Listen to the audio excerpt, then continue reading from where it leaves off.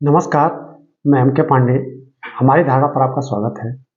आज जलवायु परिवर्तन से पूरी दुनिया त्रस्त है। जलवायु परिवर्तन की मार से दुनिया का शायद ही कोई ऐसा कोना है जो न जूझ रहा हो। अब रोज इस पे खबर आती रहती है। विगत हम 5 दशकों से अगर पूरा विश्लेषण करें तो हम पाएंगे कि जलवायु परिवर्तन पर सबसे अधिक रिसर्च हुए हैं और इस पर न जाने कितने शोध पत्र प्रकाशित हुए हैं और कितने लेक्चर दिए गए हैं। इसी क्रम में आज हम एक छोटा सा टॉपिक रख रहे हैं आपके सामने। अभी हाल की एक रिपोर्ट है, संयुक्त राष्ट्र की ही रिपोर्ट है। इस रिपोर्ट में बताया गया है कि जलवायु परिवर्तन से तो दुनिया त्रस्त है ही, दुनिया का कोना कोना त्रस्त है। उसमें एक कोना और भी है जिसको हम चरागाह कह सकते हैं। चरागाह सुनने में तो यही आता है कि चरागाह का मतलब जिसमें पशुओं को चराया जाता हो। तो इसका शाब्दिक अर्थ केवल ये नहीं कि जिस स्थल पे घास हो, जहाँ घासें हो और वहाँ पशुओं को चराया जाता हो, वहीं पर चरागाह है, ऐसा नहीं है। वे सारे स्थल इसके अंतर्गत आते हैं जहाँ पशुओं को चराने की छूट होती है, जहाँ पशु चराए जा सकते हैं। वो मरुस्थलीय क्षेत्र भी हो सकते हैं, वो खड़ भी हो सकते हैं, बिहड़ भी हो सकते हैं, वहाँ भी घासें होती हैं। तो कुल मिला के चरागाह की परिभाषा थोड़ी सी विस्तृत हो जाती है, हम उसमें नहीं जाएंगे। और जो इसकी विस्तृत परिभाषा बनती है तो इसमें बिहड़, खड्ड और अनुर्वर भूमि भी आती है, जिसको हम एक तरफ से रेह भी कह सकते हैं, ऊसर भी कह सकते हैं। तो ऊसर का मतलब ये कतई नहीं कि पूरी तरह से अनुपयुक्त है, ठीक है। तो बहुत सारी भूमियाँ इसके अंतर्गत आती हैं। कुल मिला के हम चरागाह पर आज का ध्यान केंद्रित करेंगे। यह वीडियो चरागाह से ही संबंधित है क्योंकि हाल की एक संयुक्त राष्ट्र की रिपोर्ट है, उसी के आधार पर यह वीडियो बनाया जा रहा है। आप इसे जरूर से ध्यान से देखिए, सुनिए जरूर इसको कि हम क्या बोलने जा रहे हैं। तो संयुक्त राष्ट्र की जो रिपोर्ट कहती है कि जलवायु परिवर्तन का तो खतरा हर फील्ड पर है। आप देख सकते हैं कि एक तरफ दावानल जंगलों में आग लग रही है, दुबई में बाढ़ आ रही है, तो कहीं सूखा पड़ जा रहा है, कहीं भयानक बाढ़ आ जा रही है, चक्रवाती तूफान तो रोज उसकी तीव्रता बढ़ जा रही है। तो चरागाह पर भी संकट है।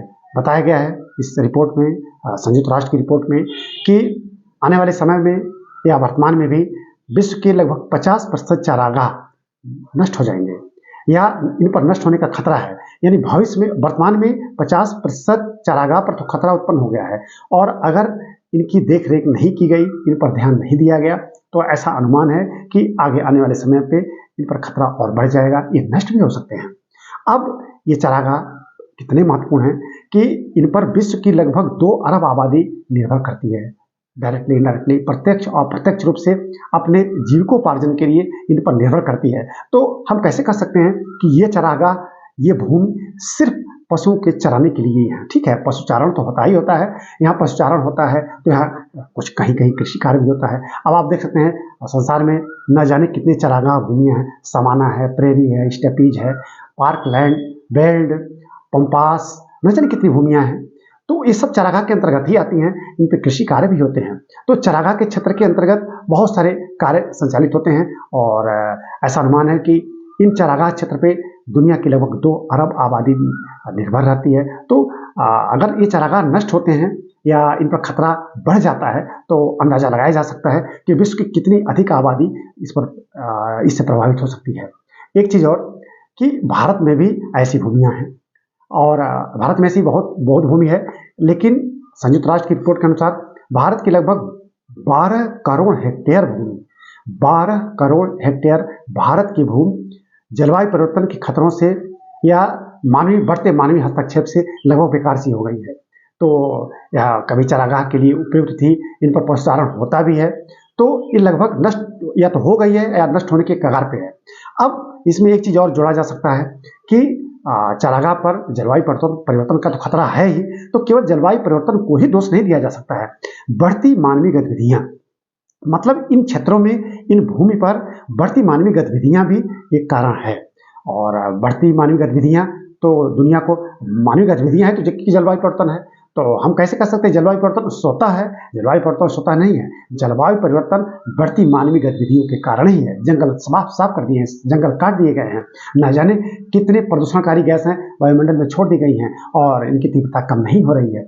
तमाम इस पर शोध हुए हैं, न जाने कितने वैश्विक सम्मेलन हो गए हैं, लेकिन विश्व का तापमान 1 डिग्री सेल्सियस से भी कहीं अधिक बढ़ गया है।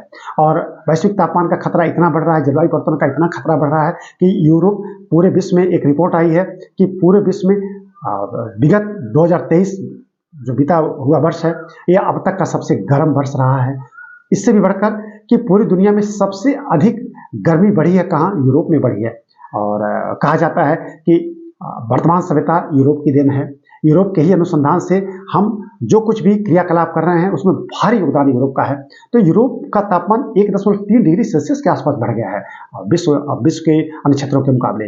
तो जलवायु परिवर्तन का खतरा हर जगह है। लेकिन आज का यह वीडियो मुख्य रूप से चरागाह भूमि पर है और जलवायु परिवर्तन, बढ़ते मानवीय गतिविधियों और बढ़ती जनसंख्या, इनसे ये चरागाह भूमियाँ प्रभावित हो रही हैं। विश्व की 50% अगर चरागाह की भूमि अगर इन पर खतरे का संकट है तो निश्चित रूप से यह बहुत बड़े मानवीय समूह पर भी संकट है। इन पर 2 अरब की आबादी निवास करती है या इन पर निर्भर है। तो हम अगर जलवायु परिवर्तन से संबंधित जो कुछ भी सम्मेलन कर रहे हैं, वैश्विक सम्मेलन जो कुछ भी हो रहे हैं, जो भी हो रहा है, इनके सुधार की दिशा में जो भी कदम उठाए जा रहे हैं, तो एक चिंता का विषय तो ये भी है कि ऐसी चरागाह भूमि नष्ट न हो। अगर खतरा इन पर है तो कुछ ऐसे कार्य किए जाएं, कुछ ऐसे गतिविधियां अपनाई जाएं कि यह खतरा कम हो, खतरा टल जाए। तो हम यह भी चाहेंगे कि भारत में जो 12 करोड़ हेक्टेयर भूमि लगभग नष्ट हो गई है, उनको पुनर्जीवित किया जाए, उनका सुधार किया जाए और उनको चरागाह के उपयुक्त या खेती के उपयुक्त बनाया जाए। तो आप श्रोताओं का ध्यान इसकी तरफ आकर्षित करने के लिए हमने यह छोटा सा वीडियो बनाया था। इस संदर्भ में बहुत सारी जानकारियाँ उपलब्ध हैं, आप भी इसको सर्च करके इसकी जानकारी और भी ले सकते हैं। यह वीडियो आज का यहीं हम रोकते हैं। ऐसी जानकारियाँ, नई जानकारियाँ आपको हम देते रहेंगे और भी जानकारियाँ हमारे चैनल पर उपलब्ध हैं। इस वीडियो को आप जरूर लाइक और शेयर कीजिएगा, हमारे चैनल को आप सब्सक्राइब जरूर कर लीजिएगा। धन्यवाद।